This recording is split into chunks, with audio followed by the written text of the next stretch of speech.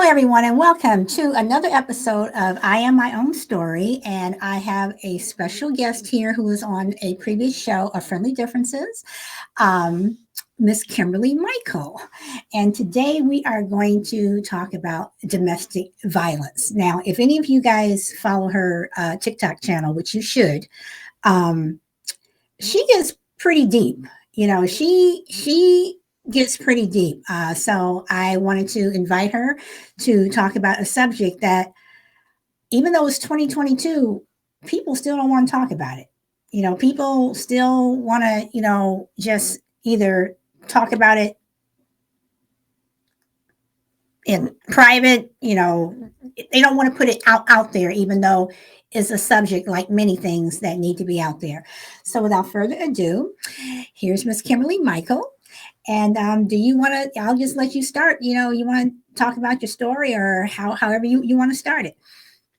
Hi, and thank you. It's always good to see your face. And, I appreciate, I'm always honored when someone invites me into their space, because, as you know, your own space is what it is and people can come and go. You're like me, whoever it is. But when you're invited somewhere, for a specific conversation, especially one like this, I'm grateful. So my story, I basically, the short version is that when I was 25, 26, I got into a relationship with a man that I just was convinced was the love of my life. And I spent the next 20 years in a very dehumanizing situation. I spoke on domestic violence on TikTok because it was Domestic Violence Awareness Month. But like I spoke, I don't even use, as many times as you've been on the show, you probably rarely heard me even say that I was in a domestic violence situation, because there's so much more than just what looks like domestic violence, And so I'm not really an advocate, believe it or not, for domestic violence. And that's because I'm, in the process of healing those wounds and rectifying who I was as a woman in that time frame. I spent 20 years. The first time he hit me was 2 weeks in, and the last time he hit me was the day I put him in prison and walked away, or put him in jail and walked away. So it went on for 20 years, and there was way more than physical abuse. I was literally hazed, tortured, held captive, restrained, threatened repeatedly, raped repeatedly. And so to say domestic violence, I don't think it really covers what we as women go through. Yes, there are some that just get plummeted on a regular basis and there's not anything else to it. And yes, there are some that have these backgrounds that we don't know about because they're ashamed and embarrassed that they live that way and choose the people that they choose. But at the end of the day, it needs to be exposed. And that's why I spoke and decided to say something during that month, about it. So, it's interesting because I'm listening to what you're saying, and I don't think a lot of people realize that domestic violence, at least to me, is also verbal. That when people are putting you down, and even if you're not in, marriage or something like that, just people who put you down and call you names and stuff, that's also a term of domestic violence. But during this time, did you ever, like you said, you were in it for 20 years, at any point a year in, 3 weeks after you got married, 10 years down the road, what made you stay for so long? That is the biggest question that I get. The biggest question that I get is, why did you stay? Why did you stay for so long? And so that's an answer I had to dissect for my own self. My answers have changed over the last 7 years that I've been free from that relationship. But my answer is now because I was broken. I was broken going into the relationship. I was wounded. I hadn't healed anything. I didn't even know that I needed to heal anything, you know. I still believe that, you know, love conquered all, you know, and so I was just brutally broken. But then you add in that you're being browbeaten, you're being threatened, you're in fear of your life. I had so I had 3 children at the time. 2 were biologically his, 1 was from my first husband. And I remember the life-changing thought or decision that I made. And I was tired. I was so tired, and our youngest was about a year old, and our middle child was 2, and our oldest was 5. Okay. All right.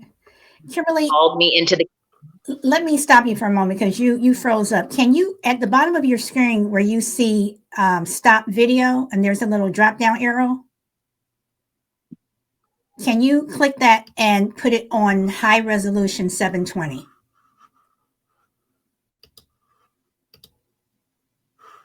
It just says, well, let me see if it's on more audio video settings.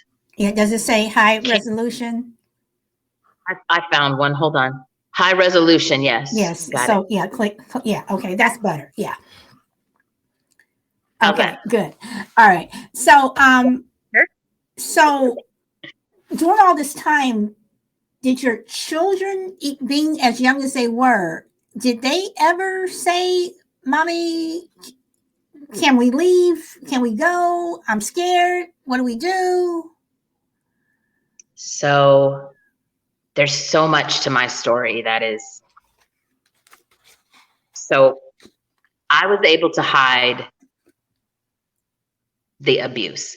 With that being said, I learned later on that my oldest son had witnessed this incident that I was just speaking of a few minutes ago, had witnessed that. I did not know that his entire childhood. He kept that to him. They were young.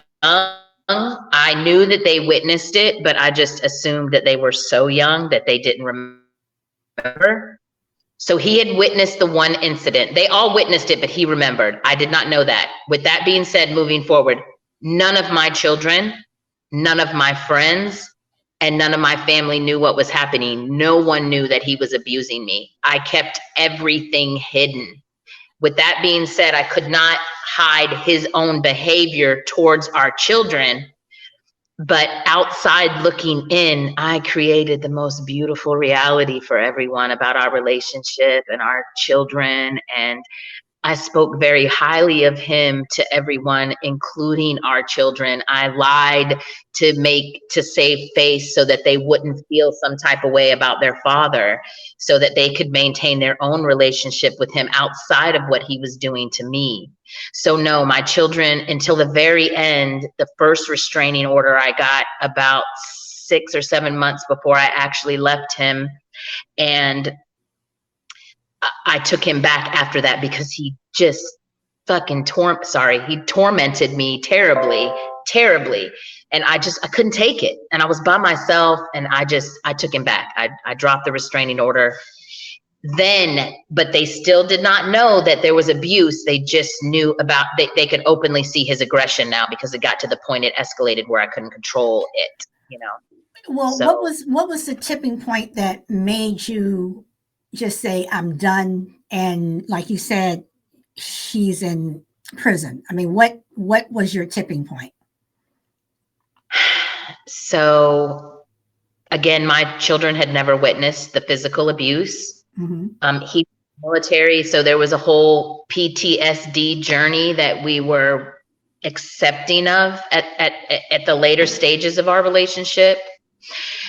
But one night, it was just our daughter and me and him home. Our oldest son had moved to Florida. He was living with his grandmother, but he was grown, like in his 20s.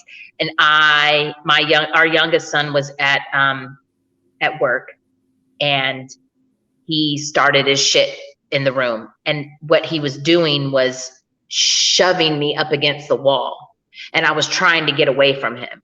And so he's shoving me, and I can't see my hand, but he's shoving me, hear my body hitting the wall, right?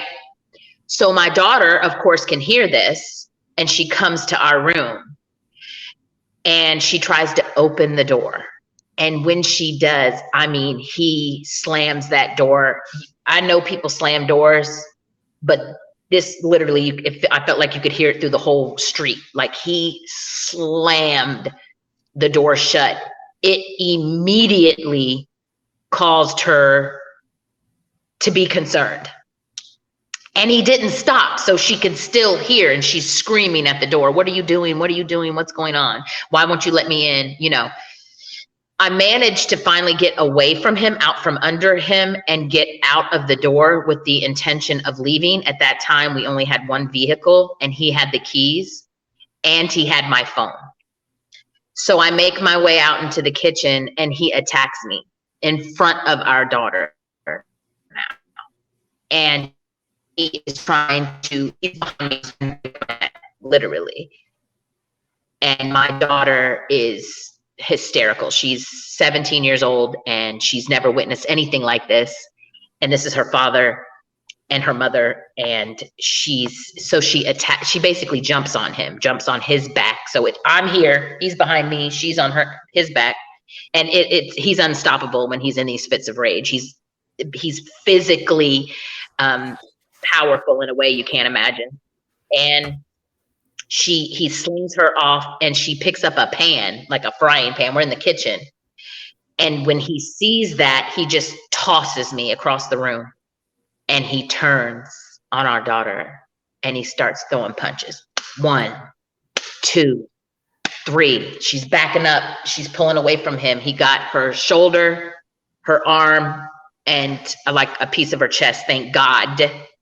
But he was throwing man punches at her. And the look on her face and the pain. And I just looked at her and I just said, call the police. I didn't have my phone. I said, call the police. That day, and I speak on this a lot, me as a woman was not ready. I was wanting to leave. I know I needed to leave. I knew that he was going to kill me one day, whether it was on purpose or not, that was my life was going to end. It had almost ended a multitude of times over the 20 years, maybe 100 or more nights when I thought he was going to kill me that night. And the mama in me is what happened. The mama in me, that's just not something I can tolerate. I don't care what your title is. My seeds are everything to me. They are everything that I am, and part of so much of who I am as a mama and a woman, and I couldn't let it go. And so I put him in jail that night. I mean, he ran. They had to look for him, but they finally found him. Actually, his niece turned him in. He came to her door wanting, to hide, and she wouldn't let him in, and she called the police, and they found him. But I can't risk my children's physical well-being, their emotional state. I couldn't. And I'm not gonna lie, it was very challenging for me to do it. But the mama in me came through when the woman in me couldn't. Well, do you think that your children, even though they never visually witnessed it, they heard what was going on, like they knew? So, well, now having conversations, they always heard something. Well, not always, they heard things. And per them, they thought it was sexual stuff. Like they had no idea that I'm in there being tortured and beaten, and you can't hear somebody being strangled. You know what I'm saying? Like you can't hear that. He was physical, but it wasn't like a fight where if he would hit me or if he would put his hands on me in that sort of way, like a hit, it was rare. But he choked me a lot. And don't get me wrong, I've been slapped, punched, he has definitely, physically abused me, but a lot of what he did to me was torture. And it was, my little fat cheeks, I tell this story all the time. He would grab me like this and squeeze my face so hard and be in my face. And he would do this for an hour or more, sometimes longer. And he would, my face, what's his name? Tell me who he is. Just tell me you don't love me. Just tell me this is all a setup. I mean, we're like 10 years in and he's going on about this. And I would have these bruises on the side of my cheeks. But the way my face is set up, you couldn't, unless I said, look right here, they just kind of blended into my face. Mm-hmm. So it was that. My arms would be bruised, my body would be, and he would keep me up sometimes all night, torturing me, harassing me. The radio would be on and all those things. So there wasn't a lot of noise, if you will, because he put the TV or the radio on. This is why I say hazing. He put the TV or the radio on really loud. He would barricade the door. And then they couldn't hear over that if there was any like clamoring around. Okay. But keep in mind, I didn't fight back either. And so they did hear and they did witness, but they didn't know that it was physical abuse that was happening. So, well, Kimberly, let me ask this: why do you think that women, or even men, tend to stay? Do you think it's more of a financial thing? Do you think it's more of that they've just beat you down so much? And I'm even talking about early on when you see that, okay, whatever. Why do you think that people stay, especially when they have children? Because I truly believe that there are a lot of women in relationships that they don't want to be in, but because of children, because of financial, and even, way back when, before women really got into the workforce, I think a lot of women were just trapped. So, yeah. I mean, you feel trapped because it's not something that you share. I mean, it sounds like, oh my God, you didn't tell anybody? No. And a lot of women don't. No one even had an inclination about what I was going through until I left and had to publicly post my situation. I didn't want to, but he was trying to track me down. I was in hiding and he was trying to find me and he was going through people telling them lies. Did you reach out to any shelters or anything where you wouldn't have to tell people you knew, but you can tell a stranger? I attempted, but the first time that I attempted to leave and go into a shelter, my oldest son was 19 or 20 and they wouldn't allow him in the shelter. They wanted me and the two kids were allowed, but my oldest son, they told him to go to someone's house, one of his friends. Because he wasn't a minor. He wasn't a minor. And like I told them, I want to curse so bad right now. You dumb. No, go ahead. Go ahead. This is a pre-recorded show. Go ahead. I feel like at the time I was like, you dumb fucks. My husband knows every friend that he has. He will immediately be knocking on every door and it will come out on my child. He will be in his, where's your mama at? You know what I mean? I couldn't do that. I can't tell you how many nights we slept in a Walmart parking lot in the car with my kids. Just to be safe, for me to be safe that night. And even then they still didn't know about the physical abuse. They just thought that this was part of his PTSD that he claimed to have that he didn't have. I mean, he never even saw war. So that's a whole nother story, but I mean, you couldn't get it. You couldn't do that. And then he started stalking me. I put him in prison. I'm in jail. I got a protection order and he wouldn't stop. And what happens is you press charges, he catches a charge, he goes to jail and somebody bails him out and then he's right back at it. And sometimes you can get them on the charge, sometimes you can't. So I had to leave. I had to go. I had to leave the state. May I ask, is he still in prison now, or? He's never served more than 90 days.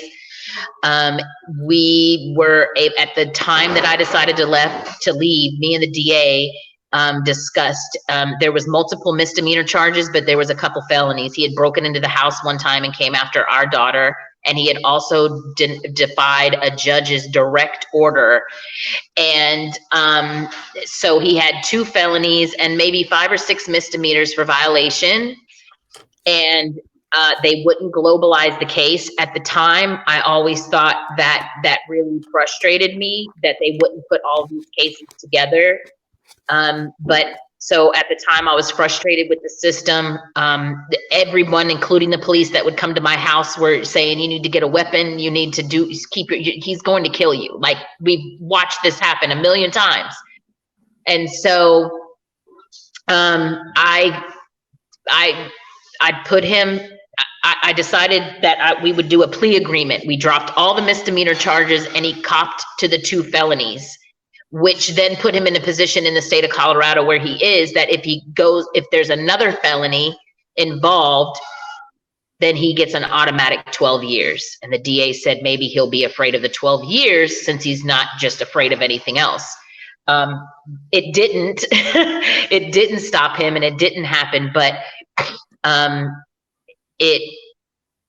Wait. So he got another felony and he didn't get the automatic 12 years? So a year and a half later, I'm sorry, a year and a half ago, actually in this December, it'll be 2 years now, I guess. Yeah, 2 years now. He got the 2 felonies, and that was it. The misdemeanor, all the misdemeanor charges got dropped. He did the 2 felonies in the hopes that if there was another felony that came about, that would. So fast forward, 2 years ago, he beat his current girlfriend and put her in ICU. He beat her with a crutch. She had just had ankle surgery. He beat her with her crutches, put her in ICU, and he did all of that in front of her grandchildren. He went to jail. He was on the run for several days. He went to jail. He got out. She took him back. What happened to the automatic 12? She took him back. Then he beat her again, and then he fled again.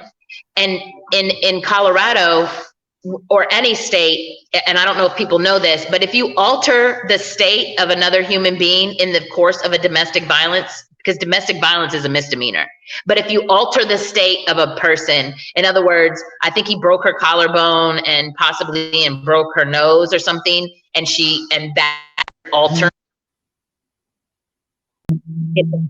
it becomes a felony. So he got that felony.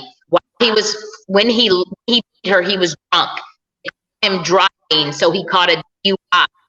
Because of the protection orders that I have, he's not allowed to drink or smoke marijuana or carry weapons. So then he caught another charge for violating my protection order, non-domestic, because he was inebriated and because he had marijuana in his system.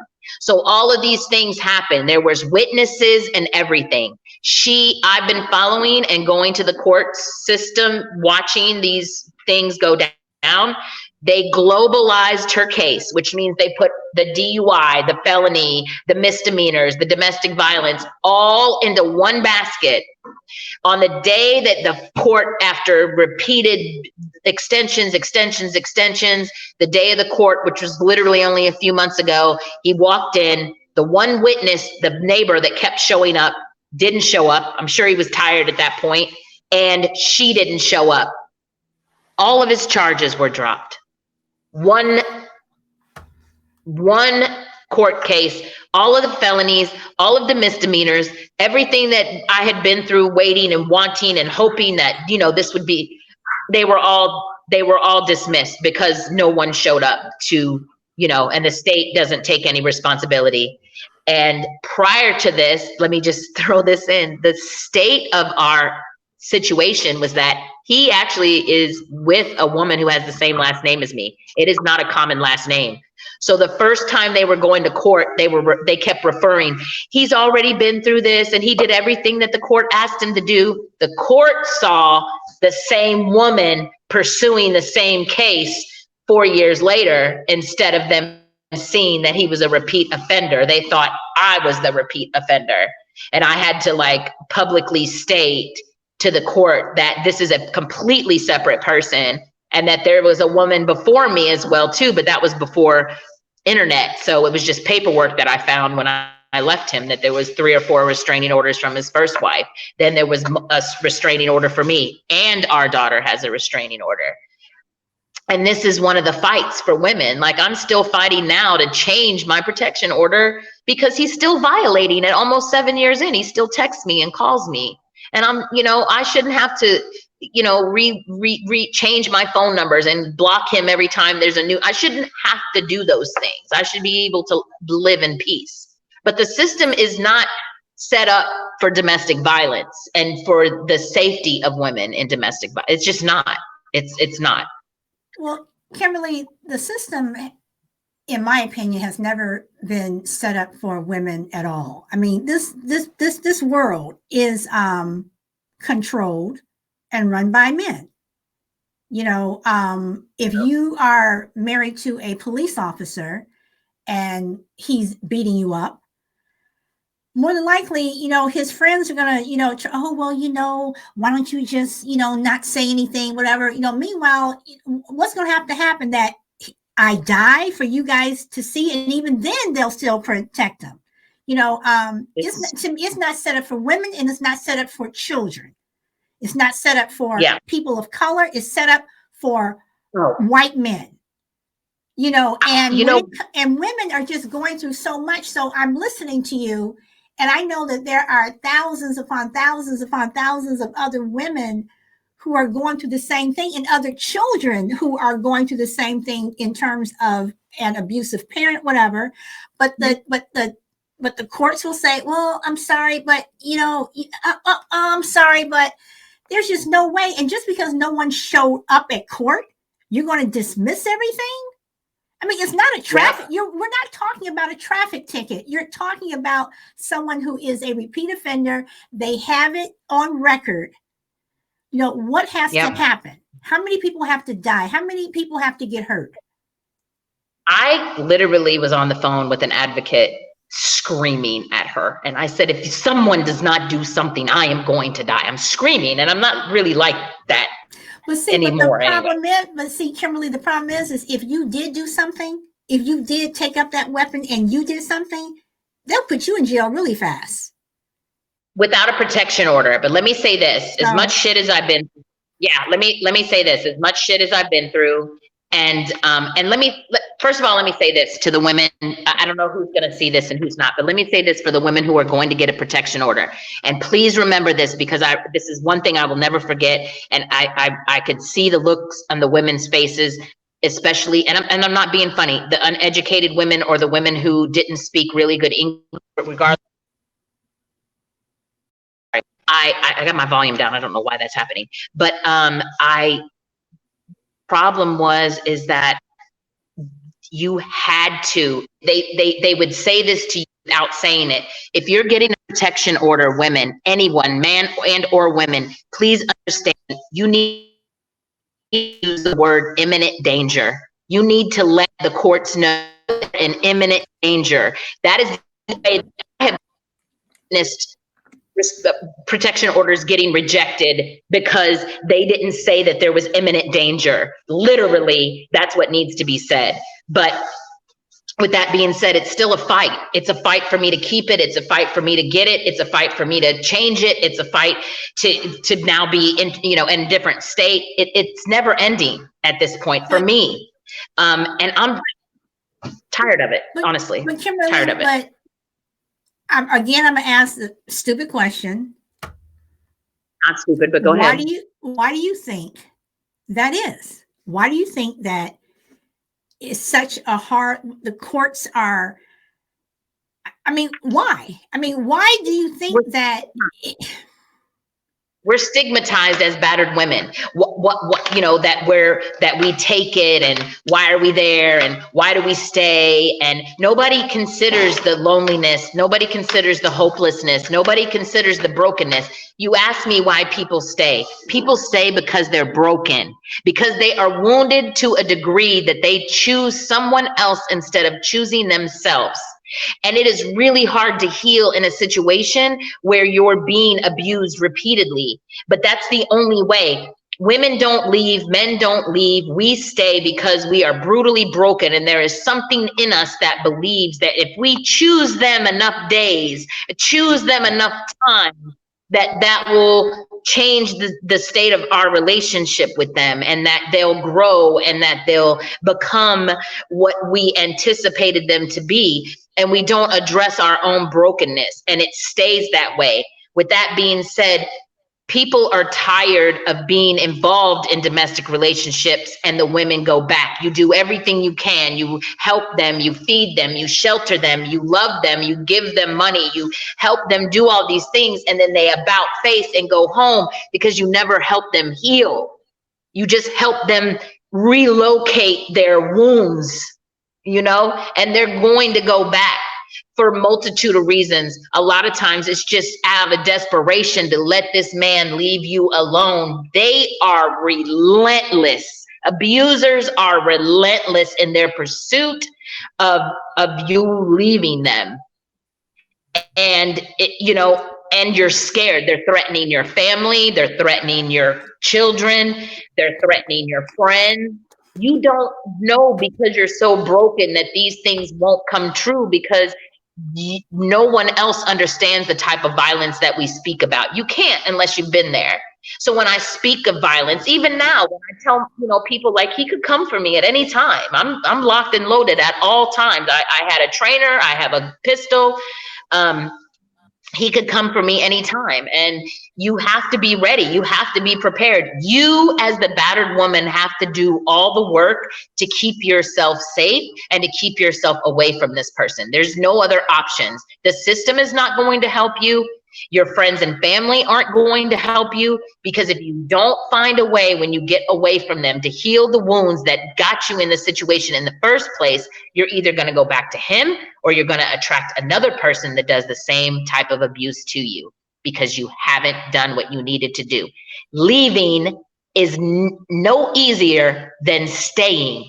The only difference is that leaving and the freedom and the healing is worth it. Staying, it is not. That's the only difference. It's still fucking hard. It's still so hard to be in this space and heal and stay, stay free from that life. It's challenging. So you officially are no longer married to him, right?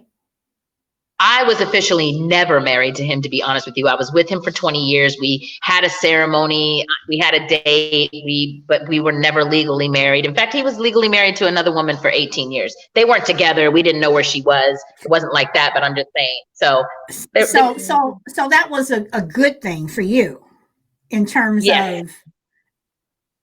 of. Okay. Yes. Okay. But in certain states, you have to be careful. In the state of Colorado, they actually said to me, you may want to go ahead and file for the divorce. They consider, I forget the verbiage, but him. The common law. Common law. They're very, very strict about that in Colorado. So they did say that. But my divorce was that I packed up. I went through 20 years of our things and separated all of our things, all of our pictures, our paperwork, our clothes. I separated everything that I've never separated before, and I neatly packed it up and put it in the garage, waiting for his police escort so he could come get it, because they have to come get their shit. There's so many levels that and the cops just let him stand there and talk to me. I was like, please, can you remove him from the premises? I don't want to talk to him. They let him break into the house. I wasn't there. There's just so many things that happen, but yeah. So before we started recording, I asked you, is there anything I could not ask you? But I would like to know, if you want to provide this information, do your two youngest children, do they have somewhat a relationship with him? No relationship? Does that bother you? Does it bother them? The oldest walked away and never spoke to him again, and he'd been in his life for 2 years. He's still never spoken to him. My daughter, our daughter, has her own protection order against him, and she has no communication with him at all whatsoever from that day forward. And she's 25 and she's dealing with that right now.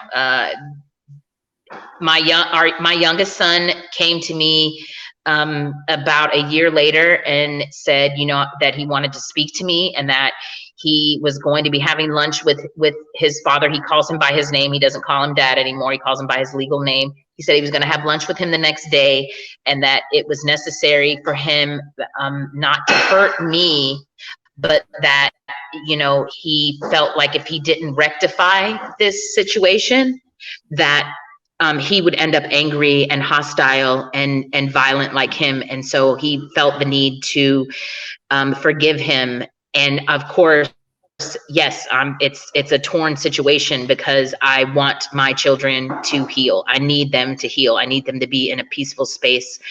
I need them to rectify the wounds that I created and or co-created. But it's also hard knowing that, what type of man that he's dealing with. He was 18 when he was having this conversation. He attempted a relationship with him for about a couple of years after that, and it became evident that it was not going to go well. And so he now has not communicated. So now at this point, none of them communicate with him, nor have they. The youngest one being for the last 2 years has not communicated with him. He has no, and literally he texted me the other day and said, can you have the kids text me? Long time. I know it's been a while, but can you have the kids contact me on their own if they want? Like nothing, like no regard. But yeah, they're all healing in their own way from what did happen and what they're learning from what happened. But I need them, and they know, and I say this all the time, they can say anything to me and they can do whatever they need to do as long as it promotes their healing. That's all I care about, is them being healed. That's it. And whatever it causes me as far as my emotions or my feelings is irrelevant to me, because I need them to heal. So whatever that looks like for them, I support 100%, whatever that looks like, even if it involves him. So. Well, Kimberly, how do you, listening to all of this and, knowing women go through this, how do you deal with it? How do you get up every day and say, I'm going to have a good day today, or I'm going to do this? I mean, how do you keep going? I lost you, so hold on. I'm trying to get back to you. So yeah, you are frozen, but I can hear you. You can hear me, and hopefully you can see, but I somehow have managed to discombobulate where you are in my phone. And when I pull it up, it doesn't come up what I want to anticipate. Let me do it this way, and maybe I can find you. Oh, here you are. Okay, so, well, this is kind of how the TikTok started. I've had several men in my life who have been saying to me, like, you really need to advocate and do these things. I'm just being honest. My mother's been saying the same thing since I left. And again, I haven't been a huge advocator because I still see the weakness in the women. And because I haven't rectified that weakness within myself, it's very hard for me to look at them and want to say something, because there's nothing I can say. There's never anything that I'm going to be able to say to any one woman that will make her go home and pack her shit and leave. That's never going to happen. But you don't think so? You don't think that sharing your story, that if you were sitting in, like you see in the movies around, have a round circle, whatever, everybody's sitting on their chairs, that even though you may be in the same situation and you're still healing and you're still trying to, get that, something you say could help the person sitting next to you, and vice versa. That's why I'm doing this interview with you. That's why I did the TikTok videos, because I'm never going to be able to say anything that's just going to turn them around. However, when I first went public with my story on Facebook, I didn't go bashing him. I just was actually stating like, hey, there's orders, and there's this and there's that, and this is what happened. And women were coming to me, you don't need to tell anybody, people don't care. I had so many people in my... Hold on one second, because your internet is really weak. Okay. It's like going in and out. Let me make sure I don't have any other things open. Okay, I just closed everything out. Is it better? Yes, it is. Maybe not. Okay. So, I it's why I'm doing what I'm doing and why I am still transparent, because right before the beating of the ex-girlfriend, and I'm just being honest, she called me. She wanted to talk to me. She wanted to know what kind of man that he was, and they'd been together at that point for like 3 years. And I told her that my self-preservation was more important than her need to acknowledge something that she already knew. And I felt bad initially afterwards, after he did, beat her to that extent. But I knew after she took him back after that there wasn't anything that I could have said. However, if my story promotes something or plants a seed in a woman that they can say, hey, look what she, went through, and not even what I went through, but the fact that I'm here and I'm out and I'm whole and I'm healing and I'm free, and it moves something in them that they begin to heal themselves enough that they can find a way to get out, then absolutely that's true. But it's just my story. Like, it's not me advocating for them. I also advocate for love. I also advocate for relationships. I also advocate for a lot of things. So I don't even know if it's called advocacy in my point. It's just that I want to be transparent. No one healed in front of me. No one said you could do these things. No one said I could be free. I'd resigned myself to a life with him forever. And when I realized, that wasn't going to happen, and then I got out and I realized how many people were in and how many people were coming to me saying, oh my God, I'm living the same life that you lived. And I left, I'm free, I'm gone, because you shared your story. It wasn't one thing I said. It was just that they were able to witness someone who had lived the life that they lived go free, basically. So that's why I do. Well, like they say, if you can reach at least one person, listening to you and watching your TikTok videos, I consider you, my own personal opinion, I consider you an activist. So do you not think that you're on that level? I mean, you may not be out there holding a sign and, going and doing the march on Washington and things like that, but I consider you an activist. So I'm going to tell you a story about that. The COF of the Black Liberation Movement, his name is Patrick Alexander. And I remember when I first started speaking out on systemic racism and oppression and Black liberation, and how truly hard it was. And we had a conversation about advocating and being, a revolutionary. And he said, I said, I wouldn't consider myself that. And his comment to me was, and you shouldn't, but other people will. And that's when you become that person. That's when you become the activist, if you will, when other people see you that way. And so I guess officially, because you're the first person that's ever said that to me, that is what I'm doing. I am advocating, by telling my truth, by telling my story, by being transparent. And no matter how embarrassing or humiliating it is to me to tell the story, no matter what people think or the stigma that's placed on battered women, it's necessary, because there are women like me, brilliant, wonderful, beautiful women who are being abused in a way that you don't even have any idea.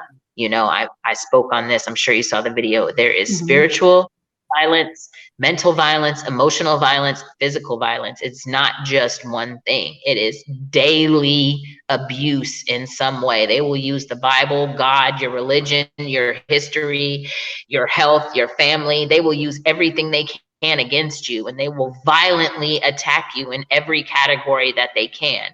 And, you know, the one thing I do know is how alone and hopeless I felt.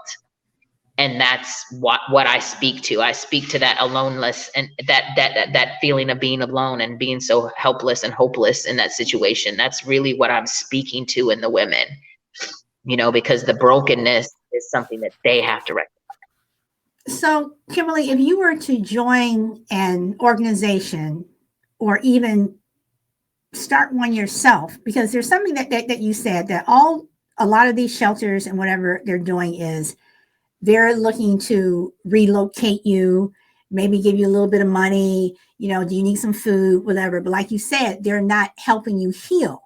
So have you thought of starting something where exactly what you're saying, like, we'll help you do the rest of this stuff, but you need to, like you need to heal before you can move into your apartment, before you can you need to, you know, what you were saying. I haven't directly related to abuse. I think that what I do on my podcast, on Podbean, and some of what I do on my podcast on YouTube is directed to healing. And it is me, like I've said repeatedly, healing publicly in front of people. Like watch some of my shows. You will see men and women challenge me, and me accepting the challenge, and you will see the brokenness in me come out. You will see my truth come out. You will see my tears and my pain. You will see all of that come out. And if, you know, and that's my advocacy, definitely, for love and for healing.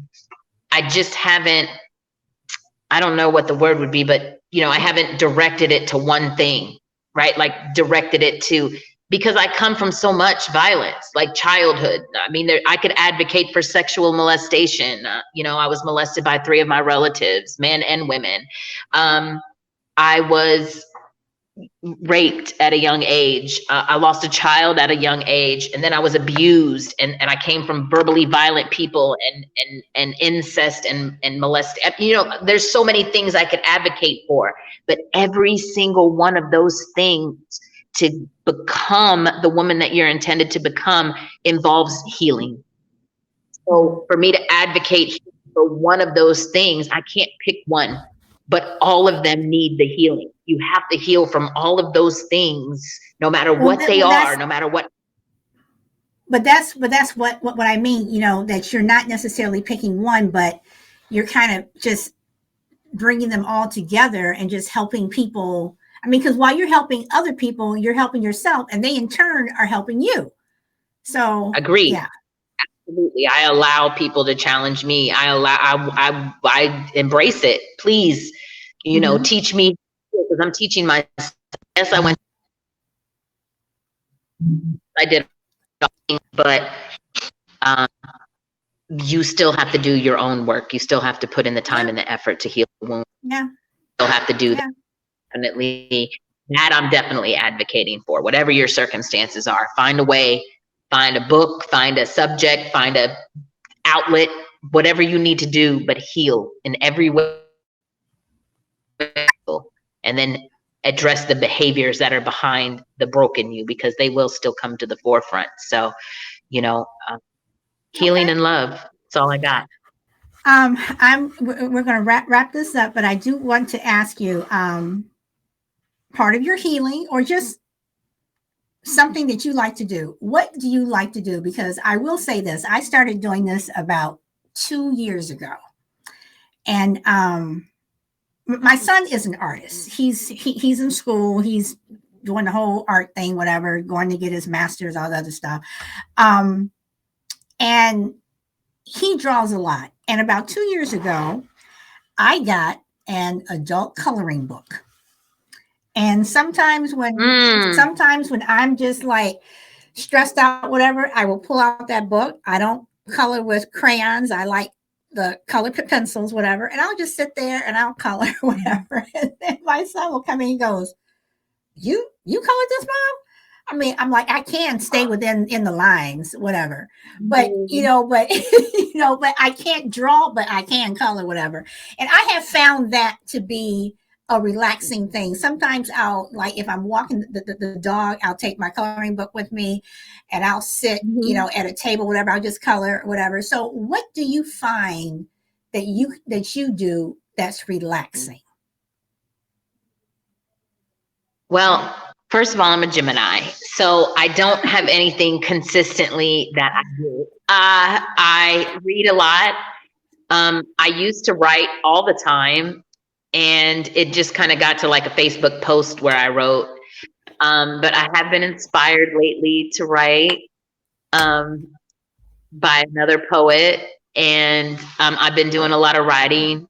I do paint, but I'm DIY. Like I buy like my desk and I paint it, or I buy a dresser and I redo it. And, but there's so many things that, I tried meditation, didn't work for me. I've tried a lot of things, but you have to find something, and the biggest advice that I can give during the process is that there are going to be days, like in my most healing times, like even now, the last couple of days, like I told you, my energy's been off, but I'm aware of it. You have to sit with it. I've had to accept the fact that even on this healing journey, and I feel so healed and so happy and so whole, that there are days force, and you realize, it gives you more gratitude for where you're at and what you've been through and how you've moved through it and where you're at. But you have to sit with it, because you don't get to sit with it when you're in the abuse. You don't have time. You can't. And so this is the time now that I have to sit with my fears and my anxiety and my hurts and my sadness. And I have to accept that there are times that this is going to be the case. Times when the painting won't help, when the writing won't help, submerging myself in water won't help. Like none of these things are going to help. And so you just have to realize that you have to sit there in it. You have to embrace it, talk to it, understand why it's there. And then, like I say, kick the bitch out. I got shit to do. I don't have time to do it, right? But you have to take the time, but you have to find something. There's a million ways that you can heal, and a million things that will heal, whether it's coloring, writing, walking, running, bicycling, whatever it needs, shooting range. I don't care what degree it is, whatever moves you to heal these wounds, you have to heal them, and you have to find what works for you. It's not going to be the same as everybody else. Okay. It might resemble it, like your resembles, people color, but everybody needs something different. But mine is definitely in this moment writing. Do a lot of it now. So okay, all right. Well, Miss Kimberly Michael, would you like to tell people what platforms you're on, and everyone, just so you know, when this is published, it will be published onto YouTube under I Am My Own Story, and I will put in all the links and everything where you can find her. But Kimberly, you want to tell everyone where you are? I'm on Podbean on Sunday nights, 9 p.m. Central Time. I'm on YouTube on Tuesday nights. I am under savagecom.entertainment, Tuesday nights at 8 p.m. Central Time. And I am on TikTok on the regular now. Everything across the board, though, is In Love with Kimberly Michael. In Love with Kimberly As everyone Michael. knows. Okay. And are people able to reach out to you through email or anything? Yeah, I mean, I'm In Love with Kimberly Michael at gmail.com. They can reach out to me on any of the platforms. I'm actually on Instagram as well too. I just don't do a lot there, but I am there. And I'm, and anybody can inbox me. I mean, I'm open book when it comes to that. Like, if you want to reach out to me, I will reach back to you. But I normally don't pursue a broken individual, because, they need to be ready. People have to be ready. Okay. All right, everyone. Well, Kimberly, thank you so much for your time and giving up your morning, afternoon on a Saturday. I can't. I'm trying to, since we're 2 hours difference, but thank you so much. And everyone, thank you for watching and listening. So we'll see you next time. Bye.